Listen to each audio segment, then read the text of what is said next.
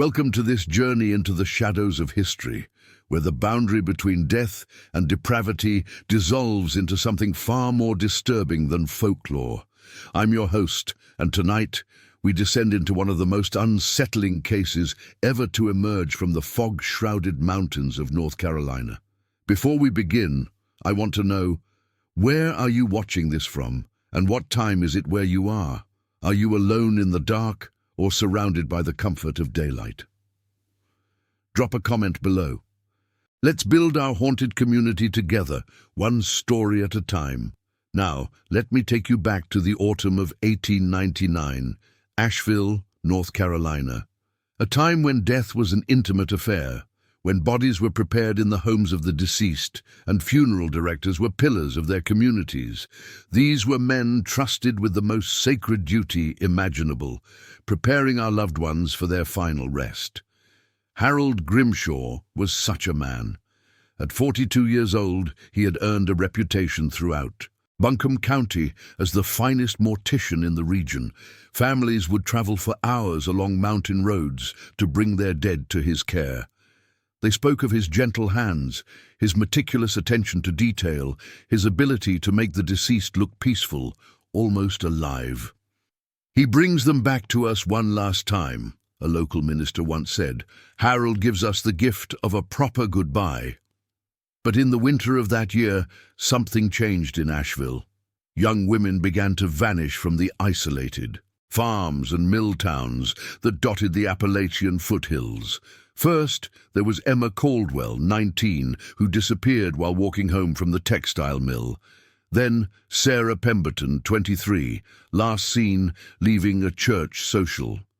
By December, 5 women had gone missing within a 30-mile radius of Asheville. The bodies, when they were found, told a story that no one wanted to hear. They were discovered weeks, sometimes months, after their disappearances, always in remote locations, abandoned. Wells, forest clearings, the basements of derelict homesteads.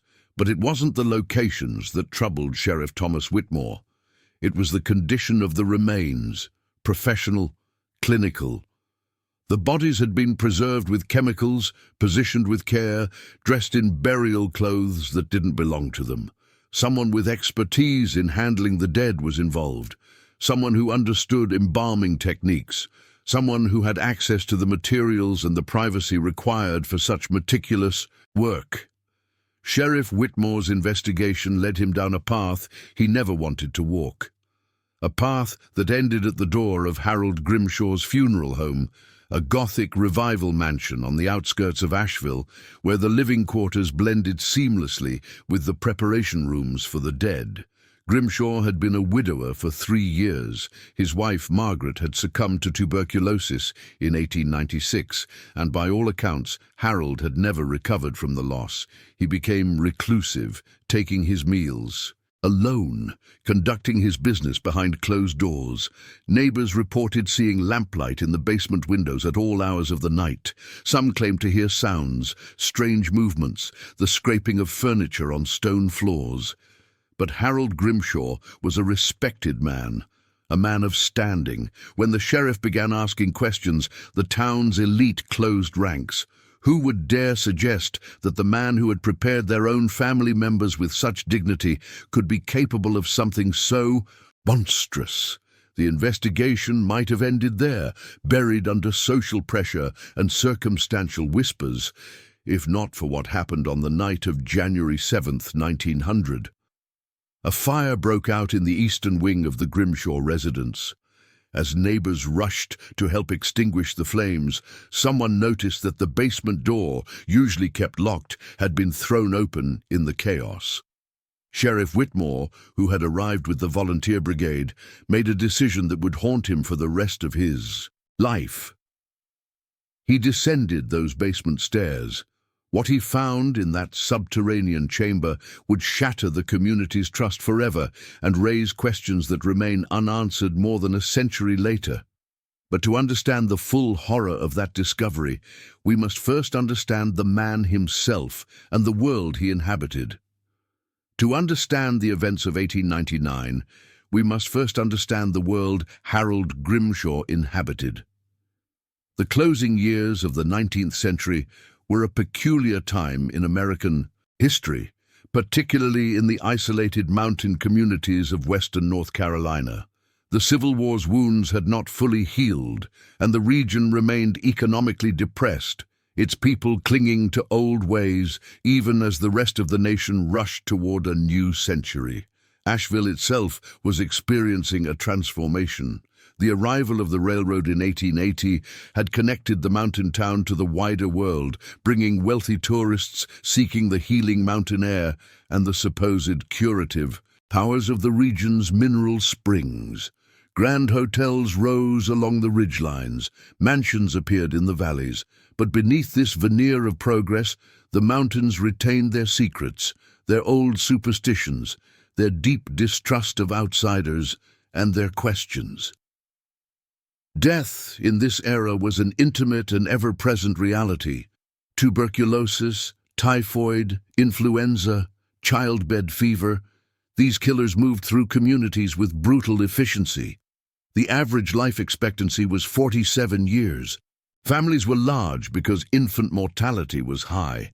Everyone knew grief, everyone understood loss, and everyone needed men like Harold Grimshaw. The profession of undertaking was relatively new in rural America. For most of history, families had prepared their own dead, washing the bodies, dressing them, laying them out in the parlor for viewing. But the Civil War had changed everything. The need to preserve bodies for transport home from distant battlefields had given birth to modern embalming techniques.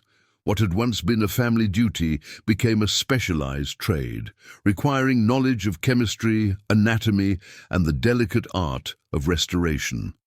Harold Grimshaw had learned his trade in Baltimore, apprenticing under Dr. Augustus Renouard, one of the pioneers of arterial embalming. He had returned to his native North Carolina in 1885 at the age of 28 with a certificate of completion and a trunk full of the latest equipment, trocar needles, drainage tubes, bottles of arsenic-based preservative fluids imported from New York. He had married Margaret Whitfield that same year.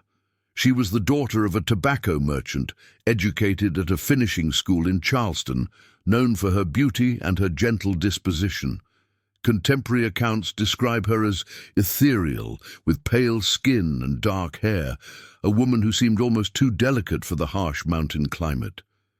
The Asheville Gazette, in its social column from June 1885, reported on their wedding, "The union of Mr. Harold Grimshaw and Miss Margaret Whitfield was celebrated yesterday at the First Presbyterian Church. The bride, resplendent in ivory silk, appeared in the bloom of health and happiness. May their days together be long and prosperous."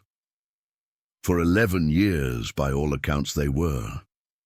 Harold's business thrived. The couple lived in the Gothic revival home that Harold had commissioned, a structure that deliberately blended the domestic and the professional. The upper floors contained their private residence, bedrooms, a music room where Margaret would play piano, a library lined with Harold's medical texts and anatomical drawings. The ground floor housed the public-facing funeral parlor with its viewing rooms and chapel. And below, in the basement carved from mountain stone, lay the preparation room where Harold practiced his craft. Letters preserved in the Buncombe County Historical Society reveal a marriage that appeared, at least on the surface, to be content. Margaret wrote to her sister in Charleston in 1892, "Harold is consumed by his work, but I understand the calling he serves. He brings peace to the bereaved. There is nobility in what he does, though others might find it macabre." But in the spring of 1896, Margaret began to cough. At first it seemed like nothing, a spring cold that wouldn't quite clear. But by summer, the coughing had become violent, productive, flecked with blood. The diagnosis, when it came, was tuberculosis. Consumption, they called it. Then, the White Plague. Dr. Edwin Blackwood, the physician who treated Margaret, kept meticulous records. His notes, discovered in a trunk sold at estate auction in 1934, paint a grim picture. Mrs. Grimshaw's condition deteriorates daily. The disease has consumed her lungs. She weighs less than 90 pounds. Her husband refuses to send her to a sanitarium, insisting he can provide better care at home. I fear his judgment is clouded by emotion. Margaret died on October 12, 1896, at 2 in the morning. She was 35 years old. The death certificate, signed by Dr. Blackwood, lists the cause as pulmonary tuberculosis, advanced stage. Harold prepared her body himself. He refused all offers of assistance from colleagues. For 3 days, he remained locked in the basement preparation room with his wife's remains. When he finally emerged, neighbors reported that he looked like a ghost himself, pale, hollow-eyed, moving as if in a trance. The funeral was attended by the entire community. The Asheville Citizen reported, "Mrs. Margaret Grimshaw was laid to rest yesterday in Riverside Cemetery. Her husband, Mr. Harold Grimshaw, bore his grief with stoic dignity. The deceased appeared so lifelike in repose that several mourners remarked they expected her to wake. Such is the skill of our local mortician, who has transformed his profound loss into a final act of love." But something had broken in Harold Grimshaw. Those who knew him before Margaret's death noticed the change. He stopped attending church services. He declined social invitations. He took his meals alone. His assistant, a young man named Thomas Whitmore, later told investigators that Harold had become obsessed with perfection in his work, spending hours with each body far longer than necessary, often working through the night. "He would talk to them," Riley stated in his deposition to Sheriff Whitmore. "To the dead, I mean. At first I thought it was just his way of working through grief, but it became unsettling. He would have full conversations, as if they were answering him back, and he always kept the basement door locked, even from me. I was no longer permitted to assist with the actual preparations. The Grimshaw home, once a place of dignified mourning, became something else, something darker. The lamplight in the basement windows burning at strange hours. The chemical smells that seeped through the floorboards, stronger and more acrid than formaldehyde alone. The way Harold would sometimes stand at Margaret's grave in Riverside Cemetery for hours, motionless, regardless of weather. The community, bound by Victorian propriety and genuine sympathy for a grieving widower, chose to look away. Grief, after all, took many forms. Harold Grimshaw had lost the love of his life. Surely in time he would heal. But time did not bring healing. It brought something else entirely. And when young women began to disappear in the winter of 1899, 3 years after Margaret's death, some people began to wonder if grief could twist a man into something unrecognizable, into something monstrous. The question that haunted Sheriff Whitmore was simple, yet terrible. How long had Harold Grimshaw been descending into darkness? And what exactly had he been doing in that locked basement night after night, surrounded by the dead? The first disappearance occurred on November 3, 1899. Emma Caldwell, 19 years old, worked at the Biltmore textile mill on the outskirts of Asheville. She was last seen leaving the mill at 6 in the evening, walking the familiar dirt road toward her family's farmhouse 3 miles away. She never arrived home. Her father, James Caldwell, reported her missing the following morning. Sheriff Whitmore organized search parties that combed the woods and fields for days. They found nothing, no signs of struggle, no torn clothing, no body. Emma Caldwell had simply vanished into the autumn twilight, as if the mountain itself had swallowed her whole. 3 weeks later, on November 27th, Sarah Pemberton disappeared. 23 years old, daughter of a local merchant, Sarah had attended a church social at the Methodist chapel. Witnesses saw her leaving alone around 8:30 in the evening, declining offers of escort home. Her family lived just 4 blocks away, a walk she had made hundreds of times. She never made it home. By mid-December, 3 more women had vanished. Ruth Morrison, 21, a schoolteacher; Catherine Hayes, 25, recently widowed; and Alice Thornton, 20, who worked as a seamstress. All disappeared within a 15-mile radius of Asheville. All vanished without witnesses, without struggle, without trace. The community erupted in fear. Parents forbade their daughters from going out after dark. Women traveled in groups, even during daylight hours. Armed men patrolled the streets at night. Theories proliferated. A wandering madman, bandits from the hills, even a panther that had developed a taste for human prey. But then the bodies began to appear, and the theories became far more disturbing. Emma Caldwell's remains were discovered on December 18th by a hunter named Jacob Mills, who had been tracking deer in a densely wooded area 12 miles north of Asheville. He stumbled upon an abandoned homestead, its roof collapsed, its walls reclaimed by kudzu and morning glory. Inside, in what had once been the root cellar, he found her. Mills's statement to Sheriff Whitmore, recorded in spidery handwriting in the official case file, is difficult to read even now. I almost didn't recognize what I was seeing at first. She was laid out proper, like in a coffin, though there was no coffin. She wore a white dress I later learned wasn't hers. Her hair had been brushed and arranged. Her hands were folded on her chest, holding dried flowers. She'd been dead for weeks, anyone could see that, but she was preserved, like something in a museum. The smell wasn't decay. It was chemicals, like a hospital or a laboratory. Dr. Edwin Blackwood, the same physician who had treated Margaret Grimshaw, was called to examine the remains. His autopsy report, preserved in the county archives, makes for chilling reading. The deceased has been subjected to professional embalming procedures, arterial injection of preservative fluids, likely arsenic-based, cavity treatment performed with skill. Cause of death, asphyxiation, manner unclear, no signs of sexual assault as traditionally understood, but evidence of post-mortem handling inconsistent with standard mortuary practice. Multiple instances of repositioning. He could not bring himself to elaborate further in the official report, but his private diary, discovered after his death in 1923, reveals the full horror. What was done to that girl after death defies all professional ethics and human decency.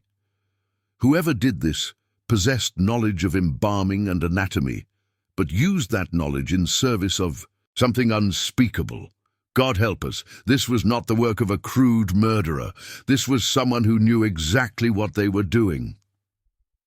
The discovery of Emma Caldwell's body might have been an isolated horror, a single act of depravity that the community could eventually painfully absorb.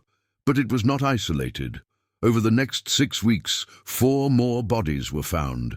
Sarah Pemberton in an abandoned well, Ruth Morrison in the cellar of a derelict church, Catherine Hayes in a cave along the French Broad River, Alice Thornton in the basement of a burned-out mill.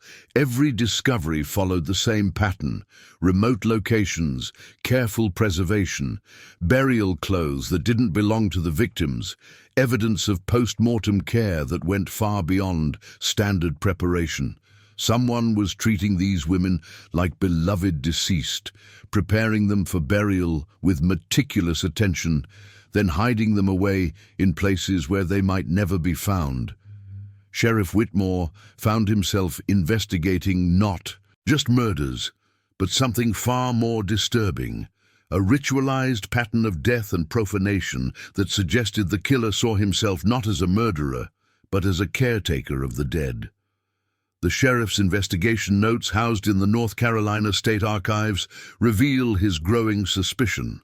One entry, dated January the 2nd, 1900, reads, consulted with undertakers in Raleigh and Charlotte regarding embalming techniques.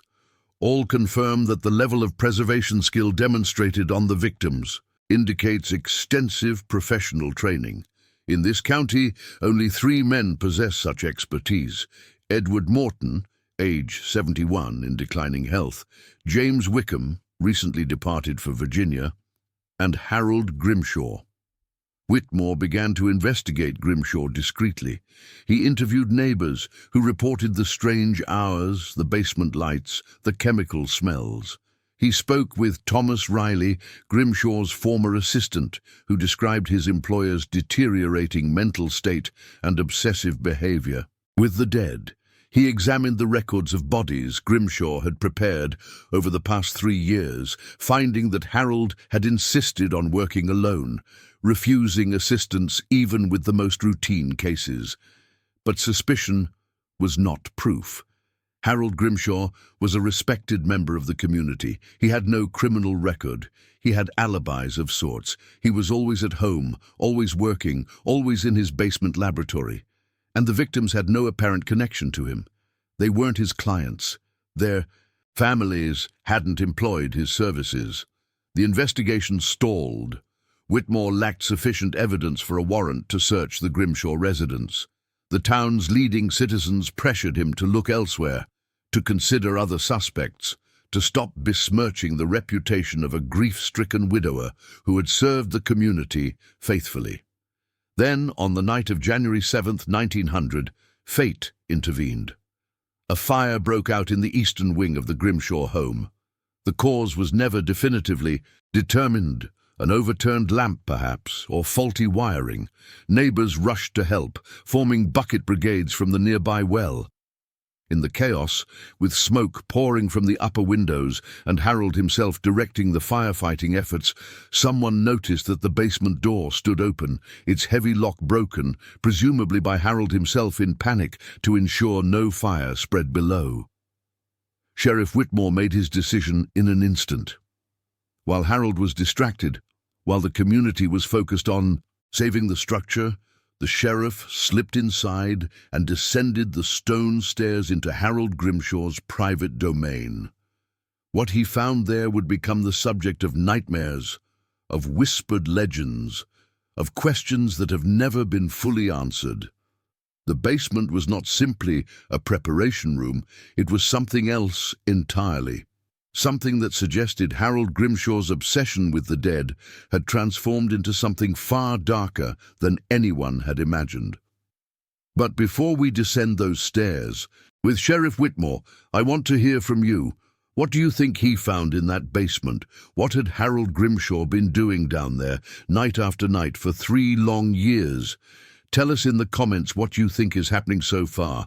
Your theories, your suspicions, share them with our community, because what comes next will challenge everything you think you know about grief, obsession, and the terrible things human beings are capable of when they lose their way. Sheriff Thomas Whitmore's boots echoed on the stone steps as he descended into Harold Grimshaw's basement. The air grew colder with each step, thick with chemical vapors that stung his nostrils and made his eyes water. Behind him, the chaos of the fire continued. Shouts, the splash of water, the crackling of flames. But down here in this subterranean chamber, there was only silence and the steady drip of liquid somewhere in the darkness. He raised his oil lamp higher. The preparation room revealed itself in fragments of flickering light. A long wooden table dominated the center, its surface stained dark, despite obvious attempts at cleaning. Shelves lined the walls, crowded with glass bottles bearing handwritten labels: arsenic solution, 1897, formaldehyde concentrate, glycerin mixture for facial tissues. Instruments hung from hooks: scalpels, drainage tubes, trocar needles, arterial injection pumps, all the standard equipment of a modern mortician. But it was what lay beyond the preparation table that made Whitmore's blood run cold.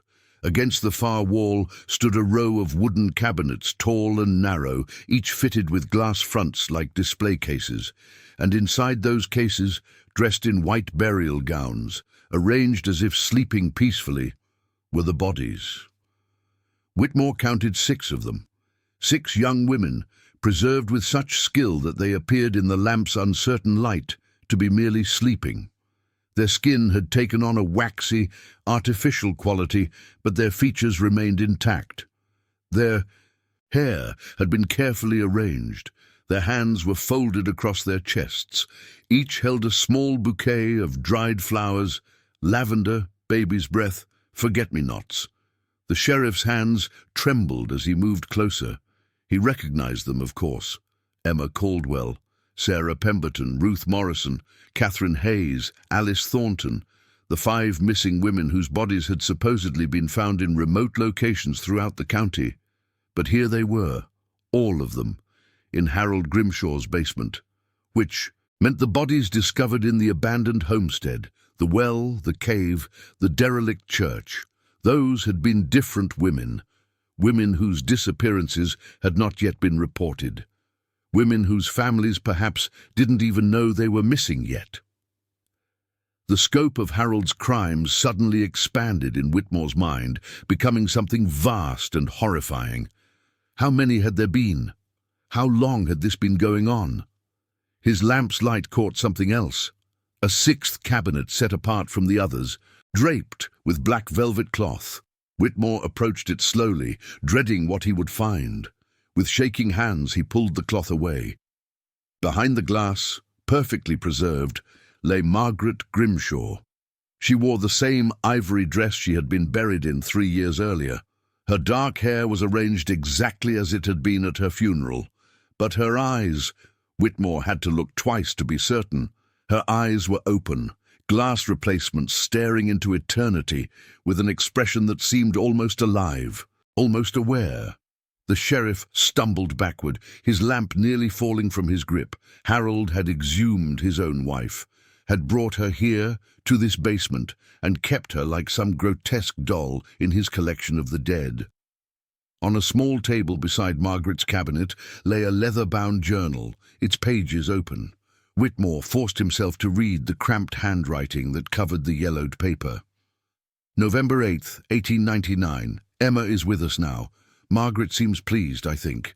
The loneliness in her expression has softened. I have positioned Emma in the cabinet beside her, where Margaret can see her.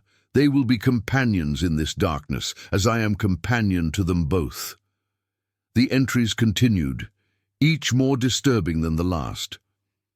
Harold's delusion was complete. He believed his wife was somehow still present, still aware, still communicating with him in ways only he could perceive. And he had been bringing her companions, other young women, preserving them with his considerable skill, and arranging them like a family around her. But that wasn't the worst of it. In a drawer beneath the journal, Sheriff Whitmore discovered something that made the careful preservation seem almost merciful in comparison. Photographs. Dozens of them, perhaps hundreds, arranged in neat stacks and labelled with dates and names. Photography of the dead was common in the Victorian era, a final memorial for grieving families. But these photographs were different. These showed the bodies in various positions, various states of dress and undress, captured from multiple angles with clinical precision. Some images showed the embalming process itself, the trocar inserted, the arterial tubes connected, fluids draining into basins, but others showed something else entirely, posed scenes, almost theatrical in their composition. Harold had positioned the bodies in domestic settings he had constructed in the basement, a mock parlour, a bedroom with a brass bed frame, even a small chapel complete with altar and candles. In these photographs, the dead women sat in chairs, reclined on beds, knelt in prayer, and in many of them, Harold himself appeared, standing beside them, sometimes touching them, always with that same distant, dreaming expression. The photographs were dated, catalogued with obsessive precision. The earliest ones showed only Margaret in her burial clothes, photographed from every conceivable angle. "My eternal beloved," the captions read, "Margaret, forever beautiful." My wife preserved. Then, beginning in late 1897, other women began to appear. Not the 5 who were currently displayed in the cabinets, but others. Whitmore recognized some of them from older missing persons reports, cases that had gone cold years ago. Sarah Mitchell disappeared in 1897, Rebecca Holt vanished in 1898, Maria Chen last seen in early 1899. How far back did this go? How many women had passed through Harold's hands, been preserved, photographed, kept for a time, and then disposed? Of when? What? When Harold grew tired of them, when their preservation began to fail, when he needed room for new acquisitions. Whitmore's stomach turned as he realized the pattern. The bodies found in remote locations weren't random dumps, they were retirements. Harold kept his collection for months, even years, maintaining them with constant chemical treatments. But eventually, even the most skilled embalming could not prevent decay forever. So he would dress them in burial clothes, position them one final time, and abandon them in places where they would eventually be found and given proper Christian burial. It was his way of releasing them, his way of saying goodbye. A sound from above startled the sheriff. Footsteps on the floor overhead. Harold, perhaps, wondering where Whitmore had gone. The fire was likely under control now. Soon people would be asking questions. The sheriff had minutes, maybe less, to document what he had found. He grabbed the journal and a handful of photographs, stuffing them inside his coat. He would need evidence, irrefutable proof of what Harold had done. But as he turned to leave, his lamp's light fell upon something he had initially missed in the darkness. Another door, set into the far wall, partially hidden behind a stack of empty coffins.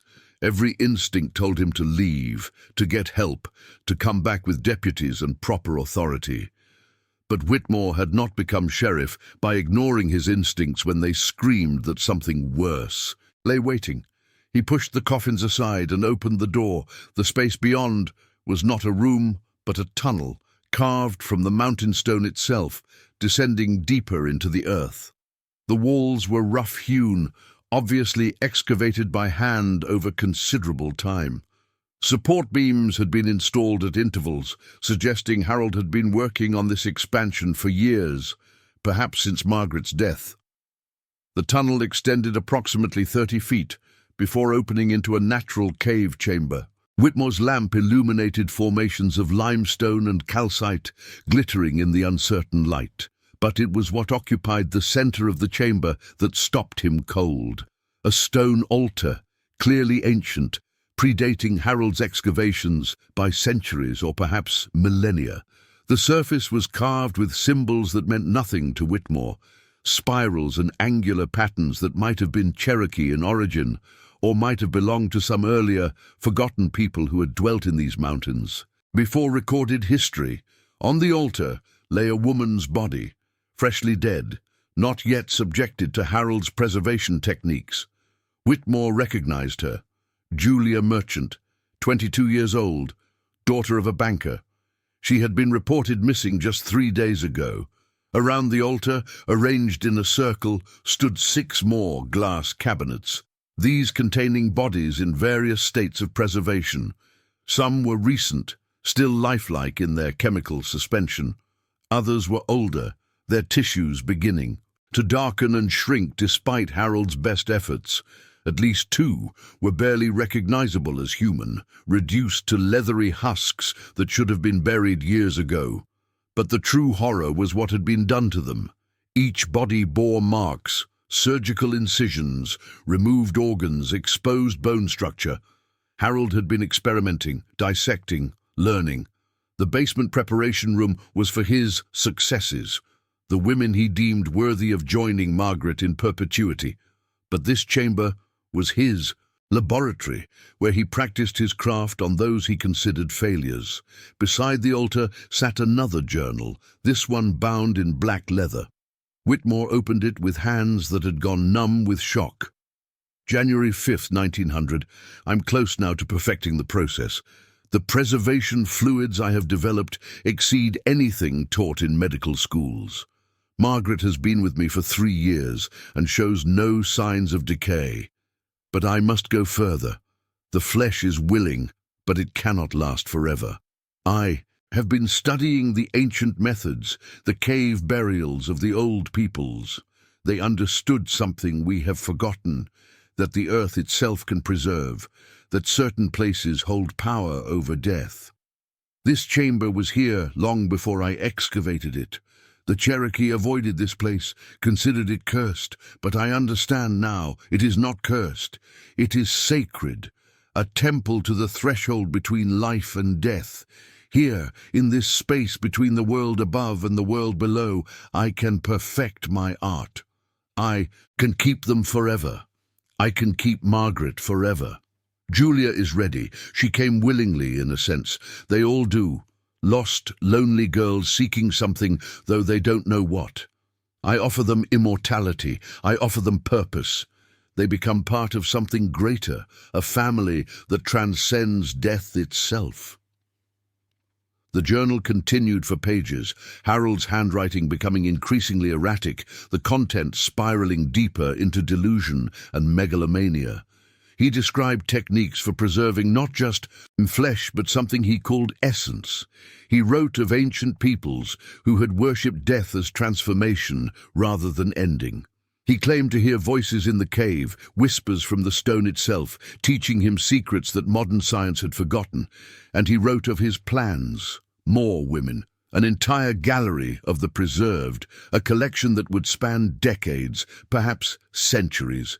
He would become, in his own words, the curator of eternity. Whitmore heard footsteps in the tunnel behind him. Heavy, measured steps. Harold had discovered him. "Sheriff Whitmore." Harold Grimshaw's voice echoed in the stone chamber, calm and almost friendly. "I wondered when you would find your way here. I suppose I knew it would happen eventually. Nothing remains hidden forever." The mortician emerged from the tunnel, carrying his own lamp. In its light, Whitmore saw that Harold appeared completely composed.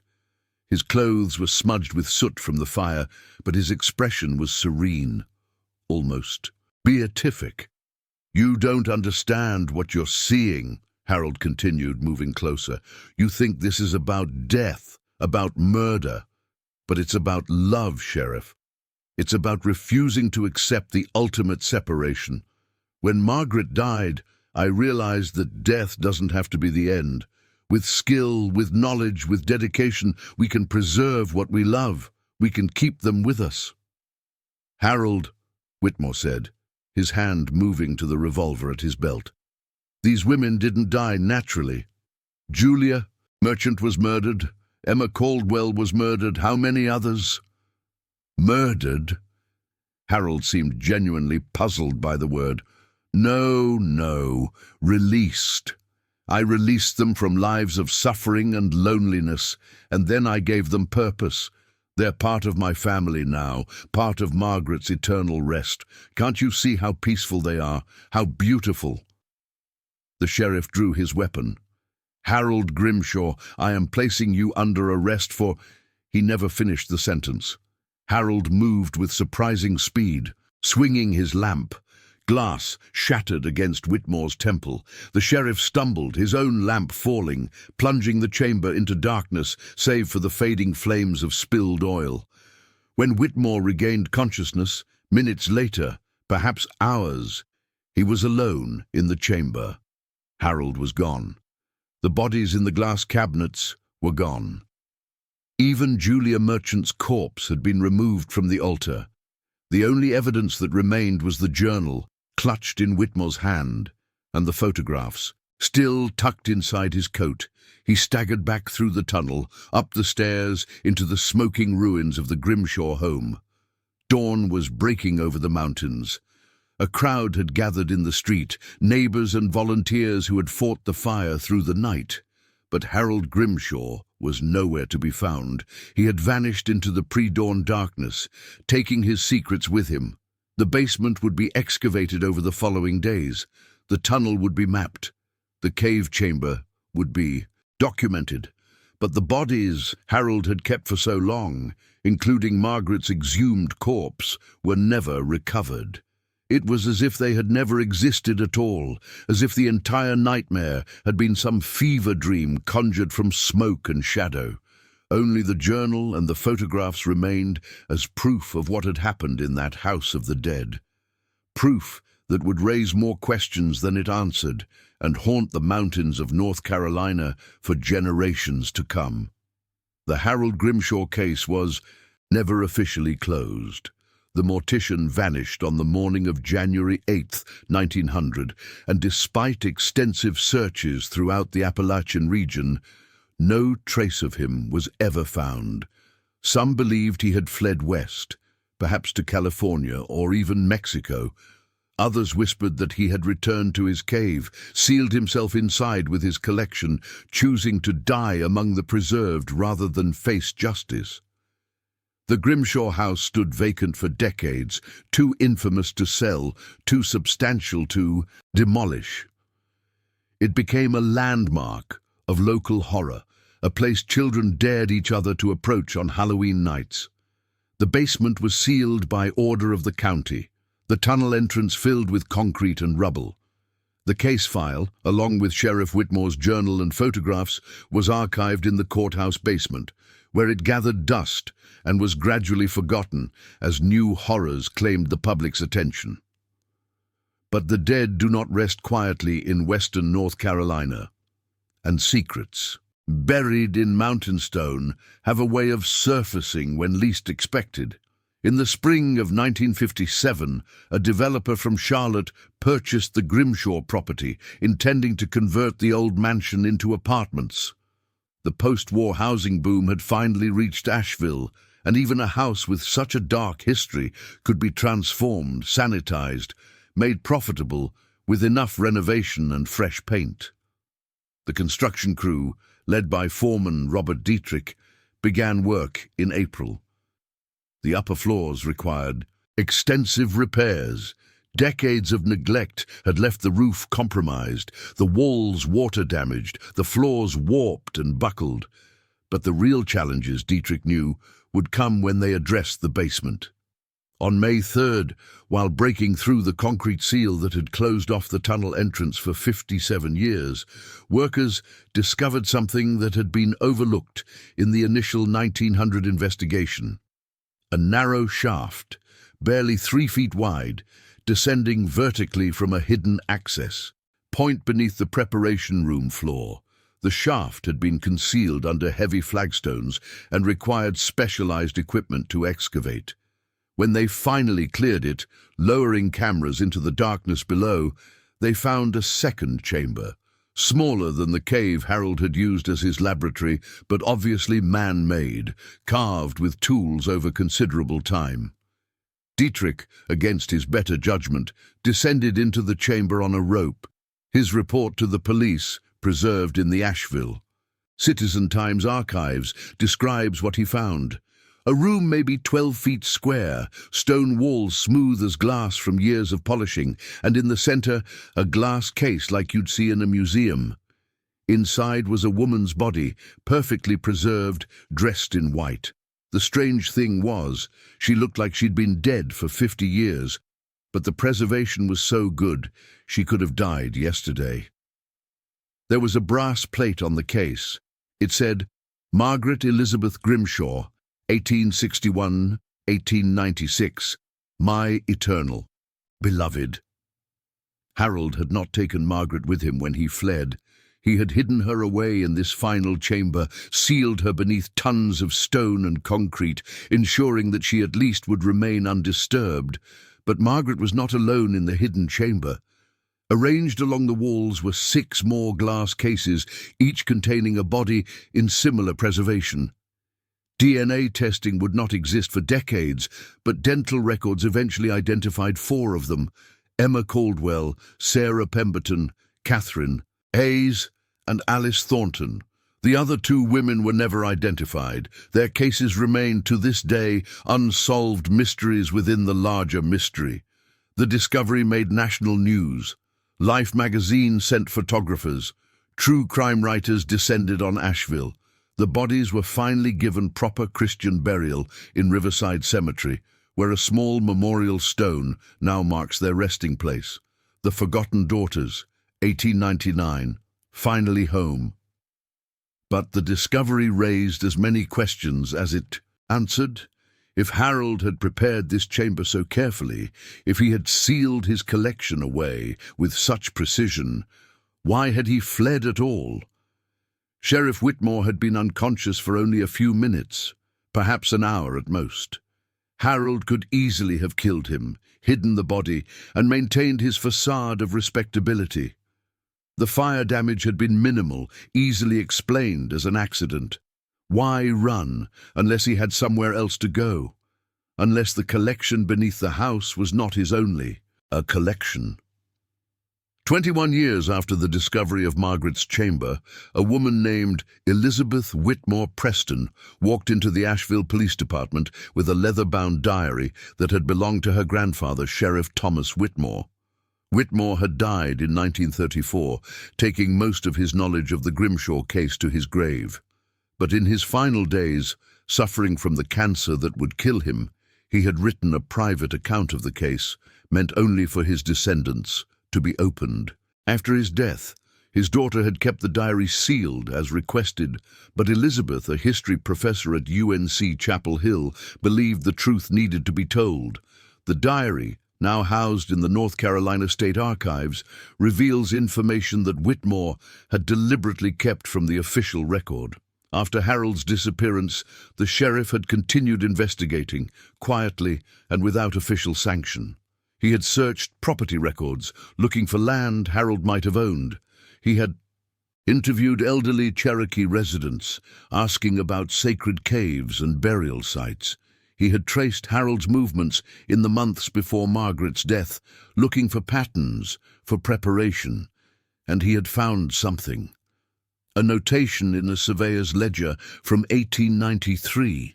Harold Grimshaw had purchased 40 acres of mountain land in Madison County, 30 miles north of Asheville, in an area so remote it was barely accessible even by horse.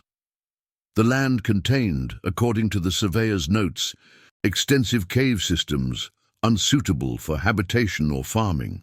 Whitmore had traveled to Madison County in the summer of 1900, accompanied only by his deputy and a Cherokee guide. They had located the Grimshaw property, a tract of dense forest surrounding a limestone cliff face riddled with cave openings, and they had found evidence that someone had been living there, or at least visiting regularly. A cabin, abandoned but recently used, containing embalming equipment, bottles of chemicals, and stacks of lumber that could only have been intended for building something. Building what? More cabinets? More chambers? But they found no bodies, no Harold. Nothing but the empty cabin and the gaping mouths of caves that descended into the mountain's heart. Whitmore's diary entry from July 12, 1900 reads, "We searched for 3 days. The caves go deeper than anyone can follow without proper equipment and risk of death. If Harold is down there, he has gone where no one can reach him. Or perhaps he has gone elsewhere entirely, to some other mountain, some other collection of caves, to continue his work in a place where no one knows his name or his history. I pray I am wrong. But I fear Harold Grimshaw is still out there, somewhere in these mountains, doing what he has always done, and I fear he will never stop." The diary's final entry, written just days before Whitmore's death, is even more disturbing. "I have nightmares still, 34 years later, not of the bodies I saw, not of the chamber beneath the house. I dream of the caves in Madison County and of Harold somewhere in that darkness, surrounded by his collection, talking to them as if they could hear him. And in my dreams they answer. God help me, in my dreams they answer." Elizabeth Preston, presenting the diary to the police, requested that the Madison County property be investigated. A team was dispatched, but by 1978, the forest had reclaimed everything. The cabin had collapsed. The cave entrances were choked with debris and vegetation. A brief exploration of the accessible caves revealed nothing but mineral formations and the occasional bear den. If Harold Grimshaw had been there, he left no trace. If he had built another collection in those caves, it remains undiscovered to this day. The final piece of the puzzle emerged in 1989 when an antique dealer in Knoxville, Tennessee, purchased a lot of old photographs at an estate sale. Among the images, mostly mundane family portraits from the early 1900s, was a single photograph that stood out. It showed a group of men standing outside a small wooden church, dated on the reverse as September 1903, Cosby, Tennessee. The men were identified by name in faded pencil. Pastor Reynolds, Mr. Johnson, Mr. Weatherby, Mr. Grimwood, Mr. Patterson, Mr. Grimwood. The antique dealer, a true crime enthusiast familiar with the Grimshaw case, noted the similarity in names. More significantly, he noted the man identified as Grimwood, tall, thin, with distinctive features that matched contemporary descriptions of Harold Grimshaw, and the location, Cosby, Tennessee, deep in the Smoky Mountains, barely 40 miles from the North Carolina border. The photograph was analyzed by forensic experts.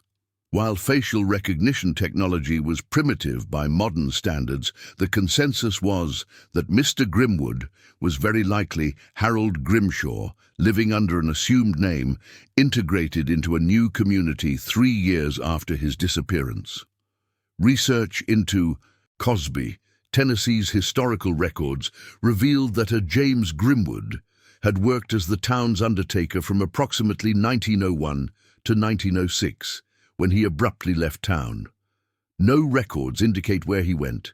No death certificate was ever filed. And during those 5 years in Cosby, 4 young women disappeared from the surrounding area. Their bodies were never found. So what happened to Harold Grimshaw? Where did he go after leaving Cosby, Tennessee, in 1906?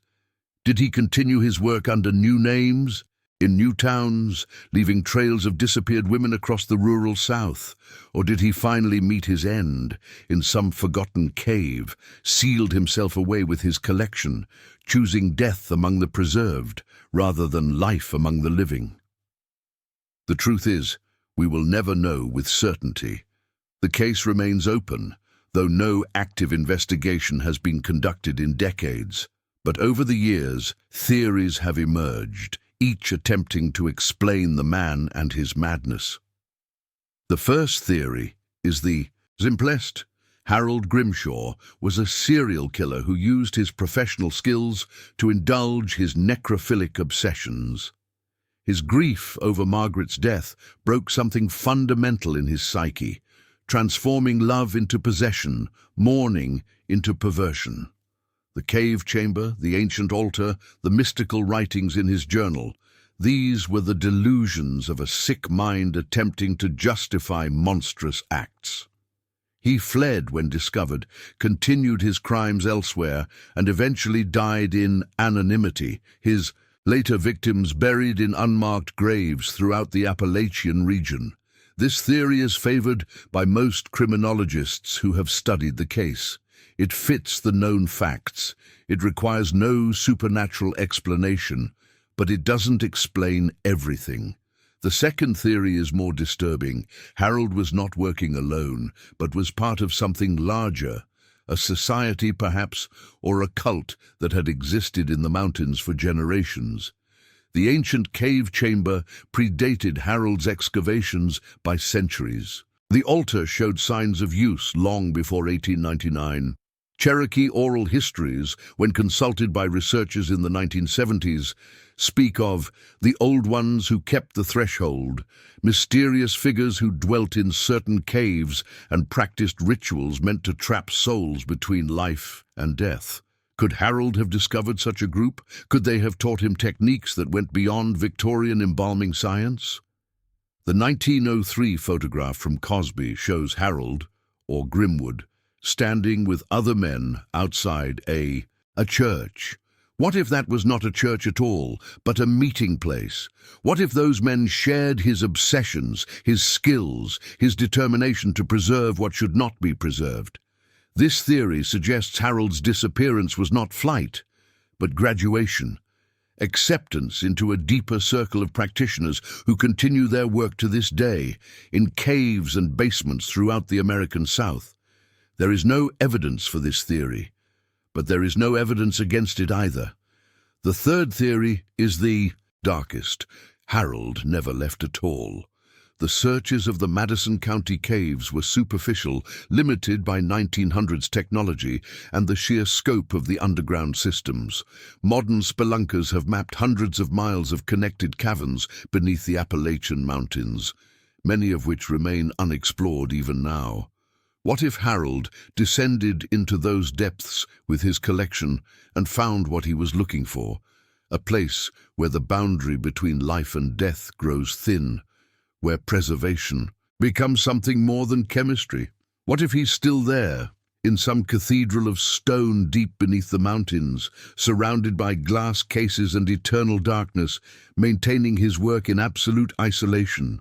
What if the women who disappeared in Cosby, the ones whose bodies were never found, are there with him, preserved, perfect, forever? This theory is impossible to prove or disprove. The caves go too deep, branch too widely, hold too many secrets in their mineral black hearts. And every few years, hikers in the mountains report strange things. The smell of chemicals where no chemicals should be, the sound of footsteps in caves that are supposedly empty, the glimpse of lamplight in the deepest passages. Most dismiss these as fantasy, the power of suggestion, the imagination running wild in the darkness. But some believe, and some still search. To this day, no one knows the truth about Harold Grimshaw or the full extent of his crimes. At least 17 young women disappeared in western North Carolina and eastern Tennessee between 1897 and 1906.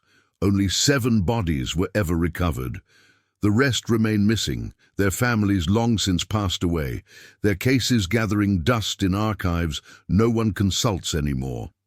Harold's house in Asheville was finally demolished in 1992, replaced by a parking structure. The cave in Madison County remains sealed, deemed too unstable for exploration. The tunnel beneath the old funeral home was filled with concrete a second time and paved. Society prefers its monsters buried, its nightmares paved over, its darkest questions left unanswered.